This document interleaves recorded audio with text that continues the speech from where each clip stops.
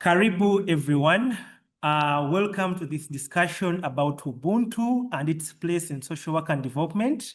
My name is Eria Tuyamreba, joining in from Uganda. And today we have someone who is very, very knowledgeable about Ubuntu. Could you please introduce yourself? Karibu everyone. Asante sana to Eria for inviting me to this jadiliano, which in my language is a naurirano, a discussion between two or more people. I'm really excited to be talking about Ubuntu and its role in social work and development. You asked me to introduce myself. This is really important. It's a question of identity. So I would want to take a bit of time to introduce myself so that you can understand me as a person, but also me in terms of my larger identity.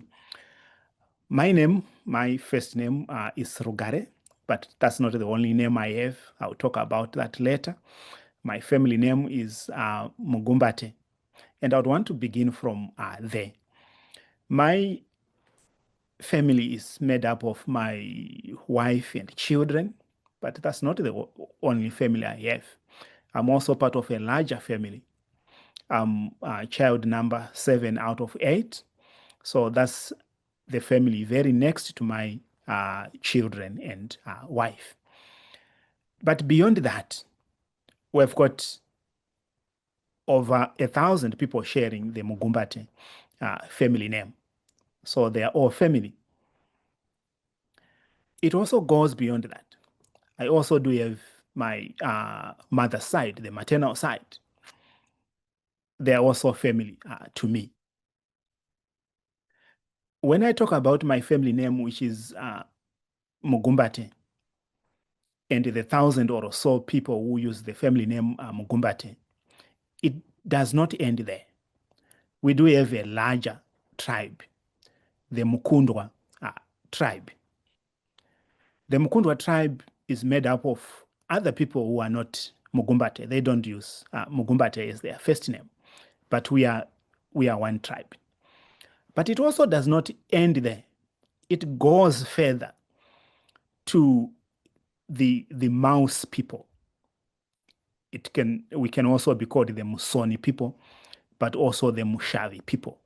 Now, this is now a genetic identity for us. All Mouse people are related in one way or the other. If I see a person who identifies with the Mouse in Zimbabwe, in Mozambique, in Botswana, in South Africa, or in Zambia, or even in Tanzania, I know that we've got a genetic relationship. So by tracing myself from me, the person, to the family, to the tribal identity, then to the genetic identity, I've given you a line of how identity is not only just in the name Rugare or the family name Mugumbate. It goes beyond that to include the tribal extensions, then also the genetic extensions. Now I'd want to talk about my first name. As I said earlier, it's not my only first name. Let me expand a bit on Rugare. Rugare in my language, which is Shona language, it means peace or to be settled. When I got this name, it was because of 3 reasons that all relate to peace. The first reason, I was born soon after a protracted war of liberation. So Rugare was saying independence to the country, independence to the Zimbabwean society. So my name had a link to our society, and it means something to our greater society. But it doesn't end there. When I was born, I was child number 7. The first 6 were girls. So what it means is that my family, as well as my community, they had waited for 20 years or so to have the first boy child in my father's household. So when I was born, it became peace for my mother, having a boy child, for the family, having a boy child, and for the community, having a boy child after having six girls. So that was something that was celebrated, and it became peace or rugare for the family. That's the second. That's the second meaning to my name, Rugare. There's also a third dimension to the name Rugare as well, and this relates to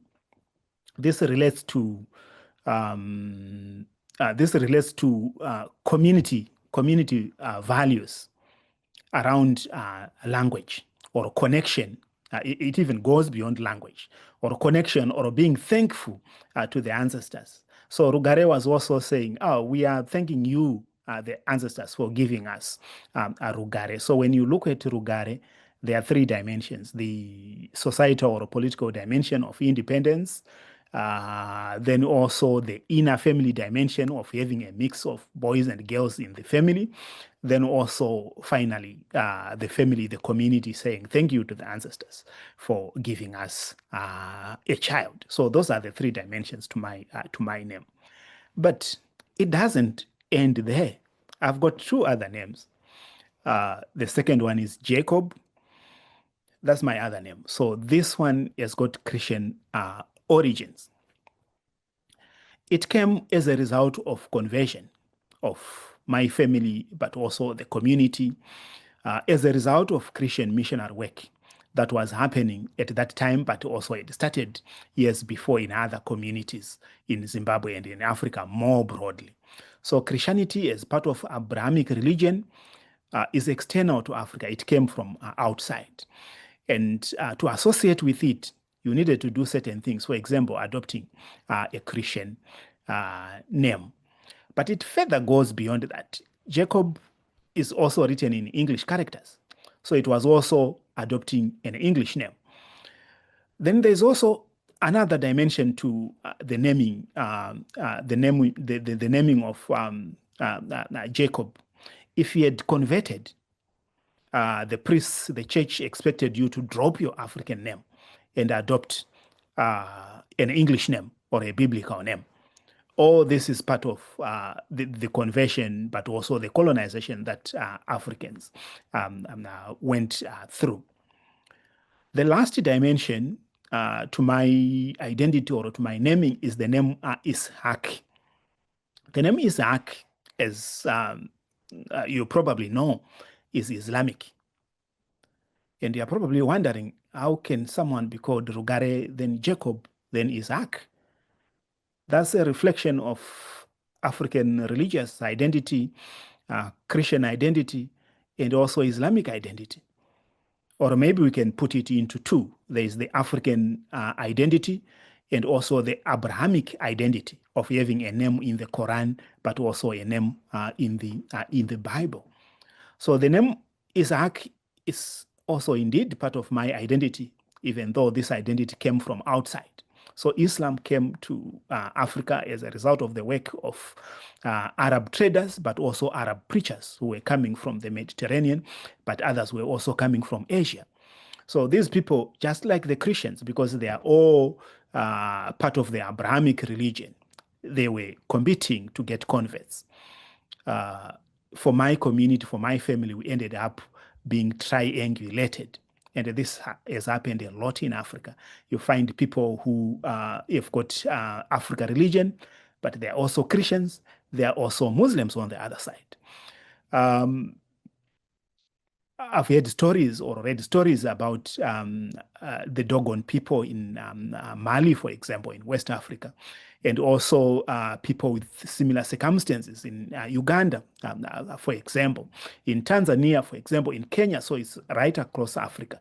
And the reason is simple. It's because of colonization and people from Abrahamic religions, the Christians and the Islam and the Muslims competing to convert Africans. But it has become part of our identity. And within that identity, we also learn about the history Africa has taken to be where it is today. And within that, I can also understand the history of my family and my community to where we are today. Being triangulated in terms of religions has meanings as well, as far as my identity is concerned. So I thought it was necessary for me to be broader in terms of who I am, and then link this to Ubuntu. How does this link to Ubuntu? A key element of Ubuntu is identity. So you can't talk about Ubuntu without talking about identity. So identity is crucial, and for me, that's the first element of Ubuntu, identity. And I'll be able to share this more about this in future episodes of this Naurirano. Thank you. I'm sorry the intro was very long, but I thought I needed to say more about it and how it relates to Ubuntu in terms of identities.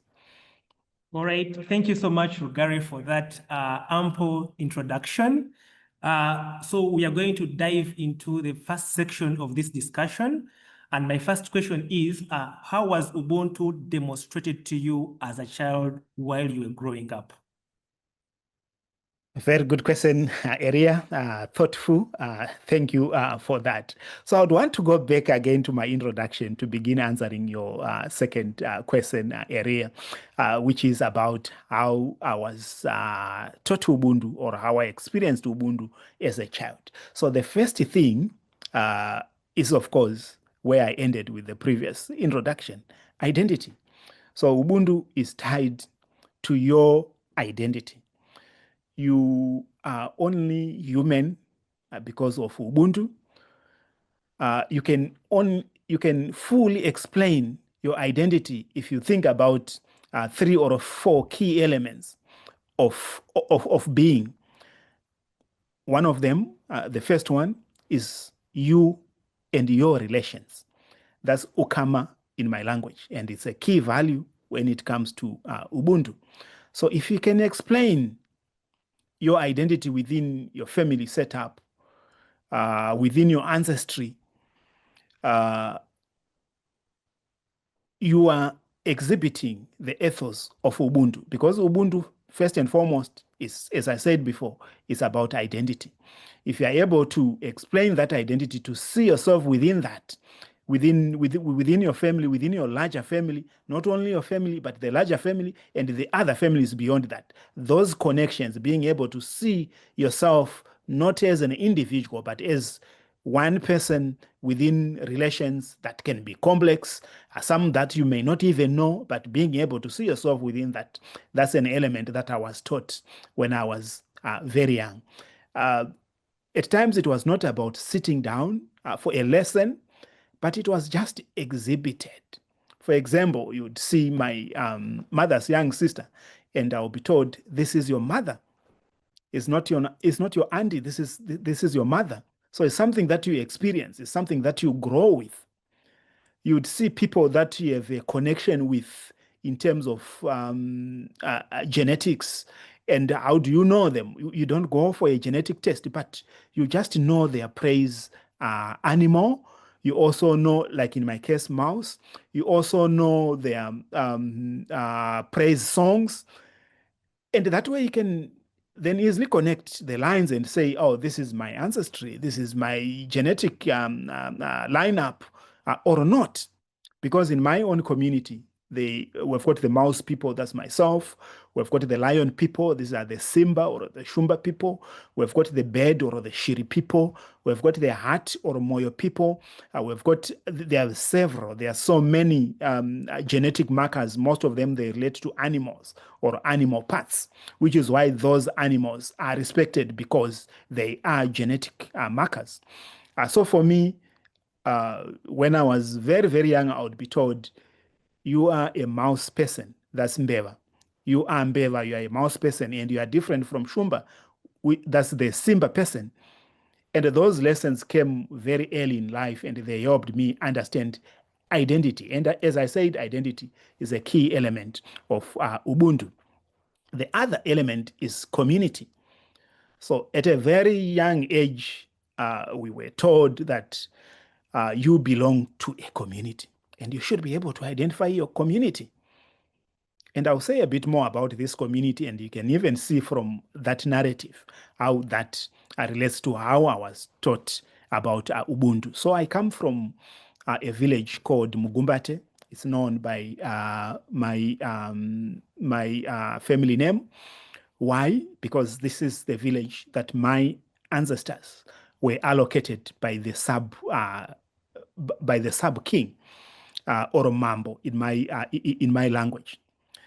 So by extension, that village also belongs to me, and the land in that village also belongs to me, and my children will also inherit that land. That gives us two things: connection to land, which is important in Ubuntu. I talked about identity. The other value of Ubuntu that I want to emphasize now as a result of what I'm saying is connection to land. When you are an African, you will be connected to a piece of land somewhere in Africa. In my case, I'm talking about the village, Mugumbate village. That's where I belong. So I talked about connection to land, and the other element. What is the other element? Is your permanent home. So on that land is my permanent home. I might have another home in Harare. I might have another home where I'll be working, but my permanent home remains in the village. So that's a second element to that. That's connection to land. And finally, it also gives you connection to the environment. That's the environment where you farm, the environment that you say, my own, that you can pass on to your offspring. All those things were taught to us, were exhibited to us by others, who were mentored to get into or to understand those things, at times without sitting down to have lessons.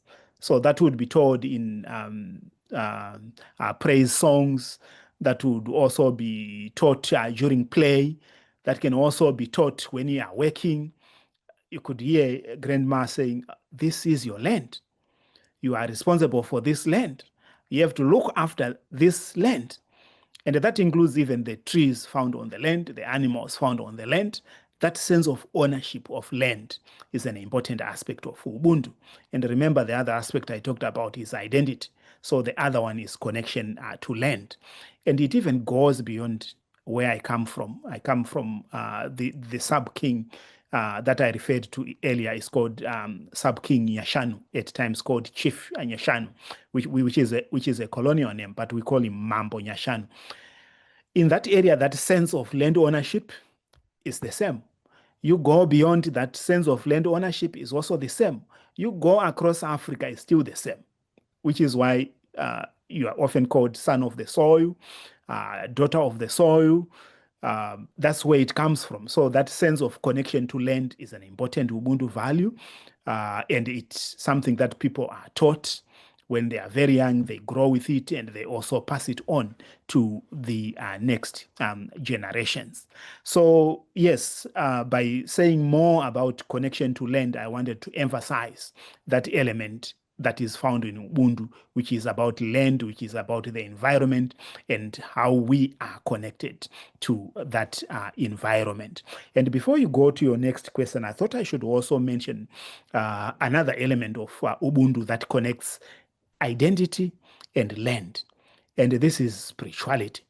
Earlier on, I traced my my ancestry back to Mushavi, the Mushavi people or the Musoni people. Then now I'm talking about the land that my ancestors were allocated, and it is part of our land where my permanent home is. So there's that connection between the land and the ancestors.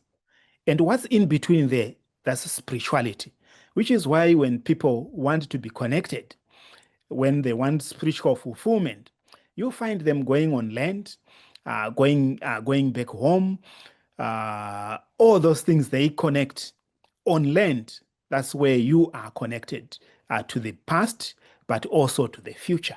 And we can then talk about spirituality in that sense. And if you look at the things that I've talked about so far, I think there are five. The first one is relations or ukama, issues about family. That's a key value in Ubuntu. The next one is community. That's another key value in Ubuntu. Then the other one is society. I've not talked about society, but I would want to talk about it before we end this Naurirano. Then the other one is environment. Environment is really an important key aspect of Ubuntu. And the last one, which covers them all, is spirituality. And I did talk about that when I talked about connection between land and past generations, how people are named. There is a connection between the naming of people and where they belong or where they sit or their family identity. All right, thank you so much for those beautiful insights about Ubuntu. So we shall be going to our next question, and our next question is about your African tongue or cultural practices that depict Ubuntu. And my question is, what concepts or words depict Ubuntu in your language? Yeah, thank you very much for that question, Eria. That's an important question, and it allows us to see the practical or the immediate connections between us and Ubuntu. As I said before, Ubuntu is called Unu in Shona. It's also called Ubuntu in Isindebele language. There are also others who speak Kalanga. I think they call it Boto. There are different names for it. So Ubuntu, in my language, as I said, is Unu. Unu, it's about being human. That's what it means. It's very simple. It's about being human. And how do you become human? Munu munu ne vano. You can only be human because of others. So when you talk about Ubuntu, it's about seeing yourself through the community, through the family, through society, through others. So you can't see yourself through yourself. So munu munu nevani, you become human because of other people. That's one key concept. The other one is ukama. Ukama is relations. So earlier, when you asked me to introduce myself, I went further than just saying Rugare Mugumbate to talk more about the past and the present, and to connect the dots by doing so. So when we look at Ukama, we're talking about the relations, my immediate relations, the next level of relations, then the broader relations, up to the genetical relations that I talked about earlier. So Ukama, that's another key concept that was used in teaching us about Ubuntu, and that I also use when teaching my own children and younger people in the community about Ubuntu. I emphasize Ukama, which is relations. I also emphasize the aspects of Munu Munu, Nemunu, being a person because of other people. There are many other concepts. I just touched on the major concepts for now. Happy to have another discussion where I deal more with other concepts. But I would want to say more about your question, and I'm going to kindly ask you to repeat the second part of your question so that I'm exhaustive in my response. The other question that complements that question is, are there rituals or ceremonies or artifacts or songs or sayings in your community that depict Ubuntu besides what you've shared? Okay. Thank you so much for that. Yes, there are many. There are many sayings. As I said, one of them is munu munu, nemunu. There are also many ceremonies. For example, the rain-making ceremony is about connecting the living, the past or the ancestors, and the environment. It's also about connecting them to the future, because when you do a rain-making ceremony, you are also saying we need to feed the future, we need the environment to be sustained. So the rain-making ceremony is one ceremony that connects everything about Ubuntu: families, communities, society as a whole, the environment, and spirituality. So that's the rain making ceremony. I would also want to talk about Ubuntu from the law perspective. There are various laws in our community that depict Ubuntu or that guide people to be connected, but also to be focused on the environment, to also care for one another, but also to achieve justice. Those are important laws. So some of the laws I would want to say they are born within families. Then some laws are found at community level. Some laws are also found at societal level. And at societal level, these are often what we call Mambo's laws. The Mambo is the owner of the land, isn't it? So Mambo has inherited laws from their predecessors. So they've got laws that they use to govern their area of jurisdiction. Some of the laws are very simple laws, but they help you understand the connection that exists between people, human beings, the past, the future, and the present. One of the laws is about land. In African law, once you are allocated land, you are not expected to sell it, but to pass it on to your next generations, who are also not expected to sell it, but to pass it on to their next generations. So it becomes intergenerational.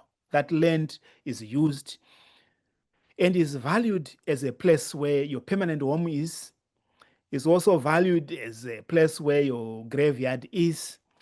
It's also valued as a place where you connect with the environment. You connect with everything environment. As I said before, on land, you also connect. You connect with the past, you connect with the future. It becomes the permanent place for those connections to happen. So the Mambo's law is that land should not be sold. You should present it to be inherited by your future generations. So that's a key piece of law that exists in all African societies. When people say you are son of the soil, those are the things that they are referring to. They are saying you belong somewhere. On Africa, you belong somewhere. And when you belong somewhere, it means in Africa, then it means you are African. It then becomes very, very difficult for someone to call themselves African if they can't identify where in Africa they originate or they come from or what land they own in Africa. So the law of the land is a basic law of Ubuntu as well. It's not just a law of the land. It's a basic law of Ubuntu. Connection to land is valued. Connection to the environment is valued. And there are laws to deal with that. As I said, there are many other laws under Ubuntu. There are laws of reciprocity. Reciprocity is when I do something good to you today, I expect you to do also something good to me. If it is not to me, then it's maybe someone in my family or it's someone in the community. That's reciprocity. Doing good all the time, but also returning a good. That's the law of reciprocity. There's also the law of respect. Respect is very important. We respect our parents. We respect our deceased being. We respect our leaders.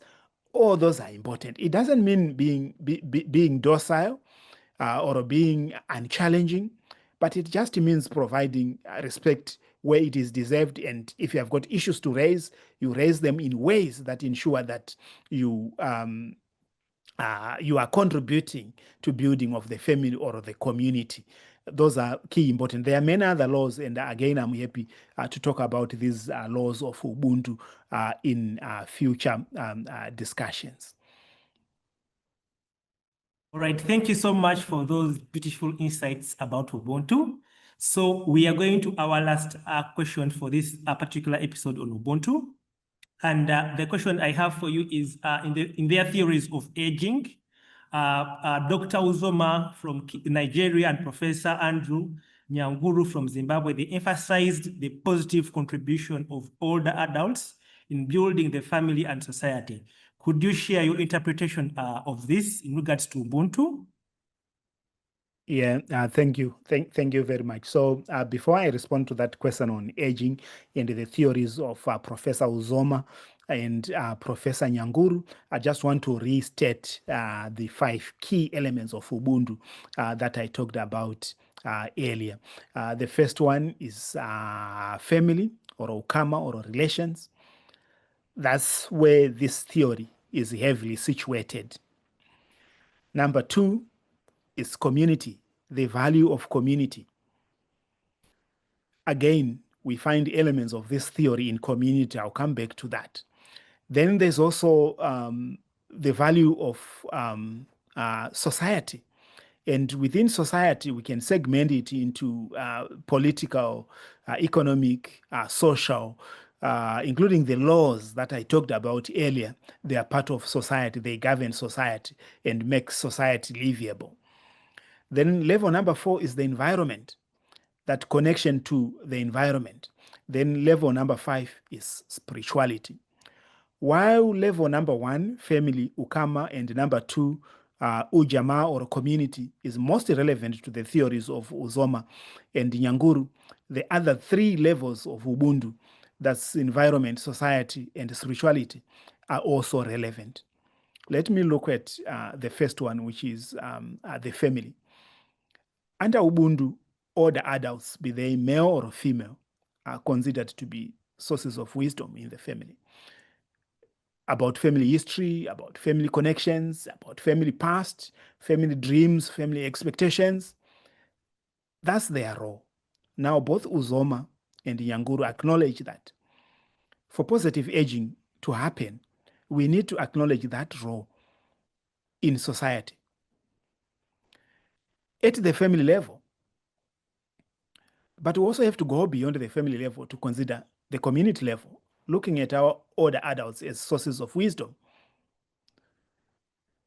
And in recent years, they've not only become sources of wisdom, but sources of care. Instead of them being cared for, they are providing care. It could be to children whose parents are deceased, or whose children have left Africa to go to the diaspora, or they've gone to the cities within Africa. All the adults are doing all that. So for Nyanguru and Uzoma, their theories are different, but they share similarities. They both say community is important when it comes to aging. But they are also cognizant of the challenges that families and community face when they've got older adults who are no longer able to care for themselves, especially in modern society, especially for Nyanguru. Nyanguru said in modern society, children who are supposed to look after their parents, they are in the cities.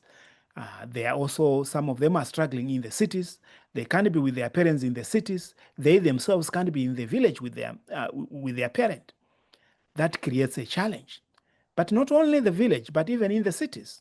You find parents and children staying in different locations, and none is able to live with another because of challenges with having adequate accommodation. When families grow, it also puts demands on family accommodation. So you find people struggling in cities or even in villages when they've grown older.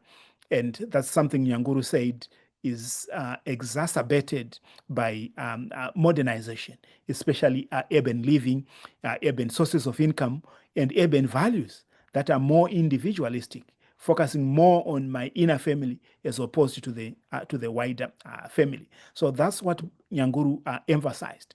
But they also said positive aging is also connected to the environment. When older adults are restricted in old age homes or institutions, there's no connection to the environment. And that connection is good for psychological well-being, it's good for social well-being, it's also good for physical well-being when you do exercise. So that disconnection from the environment is bad for aging. Then they also said laws especially modern day laws, can also be a challenge when it comes to the goal of achieving positive aging for older adults. That's something they both said. They also said there's spiritual disconnection. And this is spirituality, which is the broader element of Ubuntu.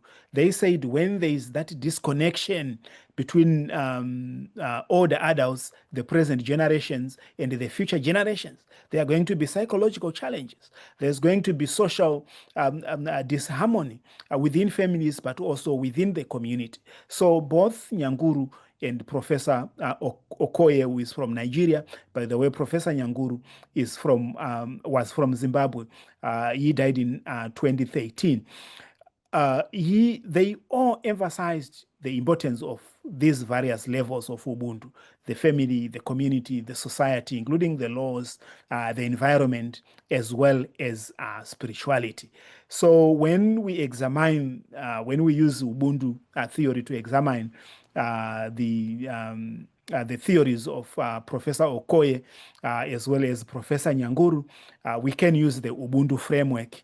Actually, it's a framework that I developed with a colleague. His name is Dr. Chereni. We developed this integrated theory of Ubuntu, which puts Ubuntu at a higher level through 5 different levels that are interconnected. That's the family, the community, society, the environment, and spirituality. And everything about Ubuntu fits into these 5 basic levels. And within these 5 basic levels, you also find values that run through. For example, the value of justice, the value of communityness, the value of reciprocity, the value of identity that I talked about, being African. All those are important elements when we talk about the integrated framework of Ubuntu. I would want to wrap this by emphasizing the importance of the integrated framework of Ubuntu in social work and development. It helps us to put Africa into social work and development. This framework helps us even to decolonize social work and development. As you know, social work and development were largely developed from external knowledge sources with external professionals, external associations, external code of ethics, and external values. And when you look at them, the external sources of knowledge for social work and development, the position of the family is not as strong as in Ubuntu. The position of the community is not as strong as in Ubuntu.